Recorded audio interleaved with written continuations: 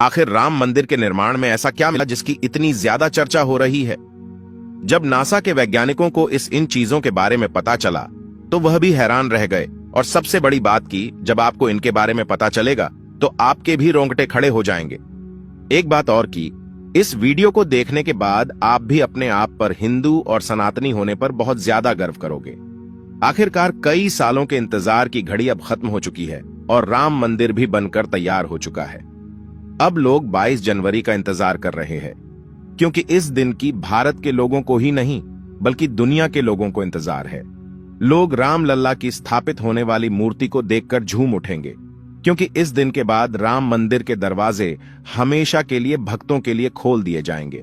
इस मूर्ति को बनवाने के लिए देश के 3 सबसे बड़े मूर्तिकारों को बुलवाया गया है, और जो भी भक्त इस ऐतिहासिक पल को अपनी आंखों से निहारेगा वह जीवन मरण के बंधन से मुक्त हो जाएगा।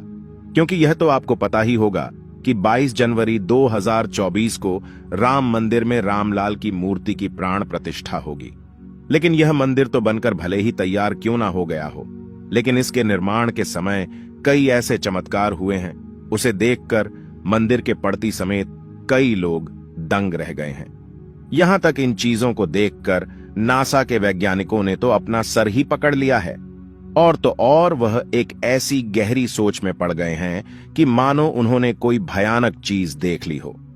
आज की इस वीडियो में हम राम मंदिर के बनते वक्त हुए उन चमत्कारों और रहस्यमयी चीजें के बारे में आपको बताएंगे, जिसे सुनकर शायद आप भी यकीन ना कर पाओ। आपको बता दें कि जब यहां मंदिर निर्माण का काम चल रहा था तब एक 1200 खांभों की ड्राइंग तैयार करवाई गई और अमेरिका से एक विशिष्ट वैज्ञानिकों की टीम को बुलवाया गया ताकि वे इसका निरीक्षण करके होने वाली हर एक कमियों को दूर कर दे और राम मंदिर की शान में 4 चांद लगा दे।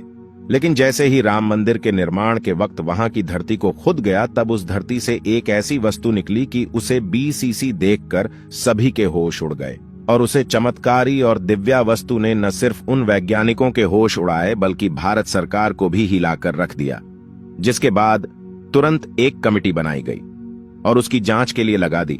लेकिन उसके बाद कुछ ऐसा हुआ कि वे सभी भी प्रभु श्री राम के भक्त बन गए। दरअसल यह बात है राम मंदिर के निर्माण के समय की, जब अमेरिका से थॉमस नाम के एक वैज्ञानिक भारत में राम मंदिर निर्माण कार्य के दौरे पर आए हुए थे। यहां आकर उन्होंने देखा कि राम मंदिर का निर्माण कार्य तो काफी चल रहा है, जिसके बाद उन्होंने अपना रूटीन काम फिर से करना शुरू कर दिया और अपना काम करना शुरू कर दिया। अपने काम करने के दौरान जैसे ही उनकी नजर मंदिर परिसर की तरफ गई तो उन्हें एक ऐसी जगह दिखाई जहां पर वहां धरती नरम पड़ी हुई थी। देखने में वह धरती वहां की जगह से पूरी अलग ही दिख रही थी। थॉमस को अपनी अंतरात्मा से कुछ अलग सी प्रेरणा मिलने लगी और तुरंत थॉमस ने अपने मजदूरों को वहां की खुदाई करने को बोल दिया। एक बार के लिए तो मजदूर भी हैरान हो गए कि ऐसी धरती की वह खुदाई क्यों करवा रहे हैं, लेकिन मजदूरों को तो उनका ऑर्डर मानना ही काम था, इसलिए उन्होंने बिना कुछ सवाल किए खुदाई शुरू कर दी। जैसे ही वहां पर खुदाई शुरू हुई, कुछ ही देर बाद उस धरती से पानी का प्रवाह शुरू हो गया। उस बहते हुए पानी को देख खुदाई करने वाले मजदूर परेशान हो गए, क्योंकि पानी के अंदर खुदाई करना मुश्किल ही नहीं बल्कि नामुमकिन सा हो जाता है। लेकिन जब इस पानी का सर्वेक्षण किया तो पता चला है कि यह पानी तो पास ही में बह रही सरयू नदी का पानी है। वे लोग यह समझ नहीं पाए कि यह माता सरयू का आशीर्वाद है कि वह खुद राम मंदिर की निर्माण में सहयोग कर रही थी। इस पानी ने सभी वैज्ञानिकों को एक गहरी सोच में धकेल दिया। वे यह सोचने लग गए कि अगर ऐसे ही पानी निकलता रहा तो जहां एक भव्य मंदिर का निर्माण कैसे हो पाएगा, क्योंकि एक पानी वाली सतह पर मजबूत मंदिर बनवाना कोई हंसी खेल की बात नहीं थी। उस समय सभी के दिमाग में एक ही बात थी कि सरयू नदी का मंदिर की भूमि के नीचे मिलना कोई चमत्कार है या फिर कोई कुदरत का करिश्मा, यह कोई भी नहीं जानता था। आखिरकार जब कोई भी समाधान नहीं मिला तब सभी मिलकर श्री राम से प्रार्थना करने लगे, क्योंकि जाहिर सी बात थी जब तक वो माता सरयू के पानी की धारा बंद नहीं होगी तब तक आगे का काम शुरू नहीं किया जा सकता था। लेकिन अगले ही दिन श्री राम ने उनकी पुकार सुन ली और माता सरयू का पानी स्वतः ही बंद हो गया और एक बार फिर राम मंदिर का निर्माण कार्य जोरों शोरों से शुरू हो गया। और यह काम इस कदर चला कि अब यहां अपने अंतिम छोर पर पहुंच चुका है, या यूं कहें कि यह पूरा तैयार ही हो गया है और 22 जनवरी को यहां श्री राम की प्राण प्रतिष्ठा भी की जाएगी। यह मंदिर इतना भाव बना है कि इस देखने के लिए भारत सरकार ने यहाँ पर एक अंतर्राष्ट्रीय हवाई अड्डा भी बनवाया है, ताकि देश और दुनिया के लोग सीधे ही यहाँ पर आ सके और इसे देख सकें। यह मंदिर तो आप कभी भी देख सकते हैं, लेकिन अब सवाल यह है कि जब पुराने समय में यहाँ पर राम मंदिर था, वह कैसा दिखता था, जिसे तोड़कर बाबर ने बाबरी मस्जिद बनाई थी। उसे राम मंदिर का निर्माण आखिर किसने किया था? क्योंकि यह रहस्य आज तक सीमित लोगों को ही पता है, ज्यादातर लोगों को इसके बारे में कुछ भी मालूम नहीं है। तो चलिए आज मैं आपको इसका पूरा रहस्य इस वीडियो के माध्यम से बता देता हूं, तो बने रहेगा हमारे साथ वीडियो में एंड तक। आखिर उस समय भगवान राम की नगरी अयोध्या को किसने बनाया था? यह पवित्र नगरी हिंदुओं के लिए बहुत ही ज्यादा महत्वपूर्ण है, क्योंकि यहाँ पर स्वयं प्रभु श्री राम का जन्म हुआ था, इसलिए इसे राम जन्मभूमि भी कहते हैं। इतिहासकारों के अनुसार कौशल प्रदेश की प्राचीन राजधानी अवध को कालांतर में अयोध्या और बौद्ध काल में साकेत कहा जाने लगा। अयोध्या मूल रूप से मंदिरों का शहर था।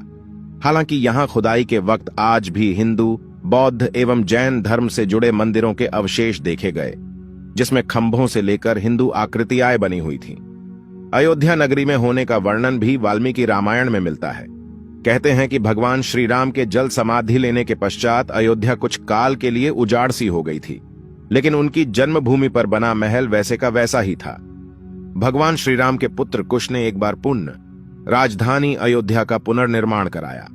इस निर्माण के बाद सूर्यवंश की अगली 44 पीढ़ियों तक इसका अस्तित्व आखिरी राजा महाराजा बृहदबल तक अपने चरम पर रहा।